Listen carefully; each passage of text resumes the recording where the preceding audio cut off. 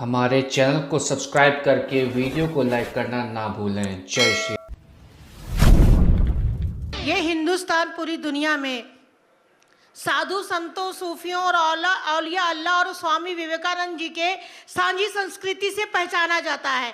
क्या आप स्वामी विवेकानंद जी के आचरणों और आदर्शों पर अगर उतरे तो मैं समझती हूँ ज़्यादा आप लोकप्रिय होंगे और इस देश को कोई भी समुदाय, ना तालिबानी, ना उसामा और ना ही किसी पाकिस्तान का झंडा उठाता है। ये एक साजिश के तहत नफरत फैलाई जाती है। सुनिए, स्वामी विवेकानंद जी ने कहा था कि गर्व से कहो हम हिंदू हैं।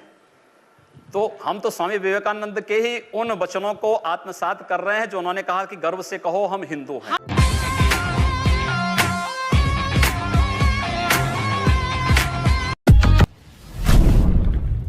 आप राजनीति के ऊपर सब कुछ कह देते हो। हम सब बैठे हैं यहाँ, मुसलमान भी हैं, हिंदू भी हैं, सब एक है, हिंदुस्तानी हैं।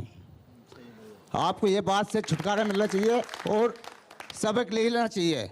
भाईचारे की बात एक कश्मीर घाटी में जाकर करते अच्छा होता। मुझे लगता है कि हर हिंदू भाईचारे के उद्देश्य को अच्छी तरह समझता है और मुझे लगता है कि इनके उपदेश की आवश्यकता, यानी कश्मीर में जाकर के उनके उपदेश करना चाहिए। इस प्रकार की तहरीर इनको कश्मीर में जाकर करनी चाहिए।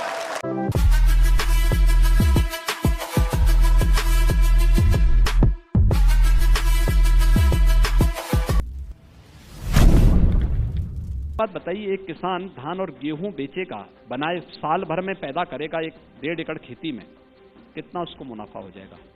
20,000 30,000, यही, इससे ज्यादा नहीं होगा ना। और वही परिवार खेती के विविधीकरण की तरफ गया।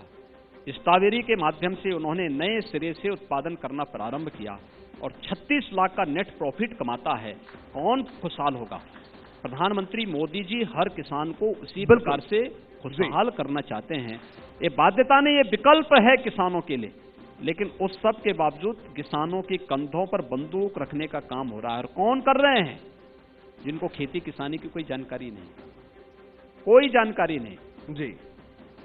मुझे आश्चर्य होता है, तभी लोग लाल किले पे जाकर के भारत के आन मान और शान, तिरंगे का अपमान किस रूप में कर रहे थे। देश ने देखा है, दुनिया ने देखा है। आप इनको किसान कहते हैं? ये किसान हैं जी।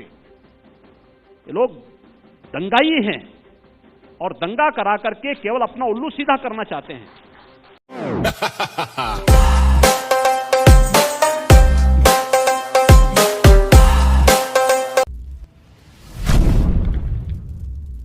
एक दिन एक कैंसर का पेशेंट आया। मैं जनता दर्शन का कार्यक्रम लगाता हूं, प्रतिदिन जनता से मिलता हूं। मेरे पास आया, उसने कहा साहब कैंसर का पेशेंट है, पेशेंट हूं, मेरे पास पैसा नहीं है, कैसे मैं उपचार करूं? मैंने कहा आपको हॉस्पिटल में भर्ती करवा देते हैं, वहां से आप एस्टिमेट बनवा लीजिए, जो खर्चा आएगा प्रदेश सरकार देगी उसको। ये ड्यूटी है हमारी, किसी गरीब को स्वास्थ्य की सुविधा दिलाना, हम लोग करेंगे इसको। तो मेरे दिमाग में आया कि अखिलेश यादव ने यहां पर एक कैंसर इंस्टीट्यूट का भी उद्घाटन किया था। मैंने मिनिस्टर को फोन किया, मैंने कहा वो कैंसर इंस्टीट्यूट में आप देख करके आइए, अगर वहां पे पेशेंट भर्ती हो सकता है पेशेंट को भर्ती करवा दो। हमारा मंत्री वहां जाता है, जाने के बाद मुझे बताया कि साहब कैंसर इंस्टीट्यूट का केवल एक ढांचा खड़ा है, वहां ना बेड है, ना वहां पे कीमोथेरेपी की व्यवस्था है, ना वहां रेडियोथेरेपी की व्यवस्था है, ना वहां कोई डॉक्टर है, ना कोई वहां पैरामेडिकल का स्टाफ है। तो मैंने कहा उद्घाटन के समय तो बेड थे, कहा वो तो KGMU से बेड लाए गए थे, फिर वापस चले गए।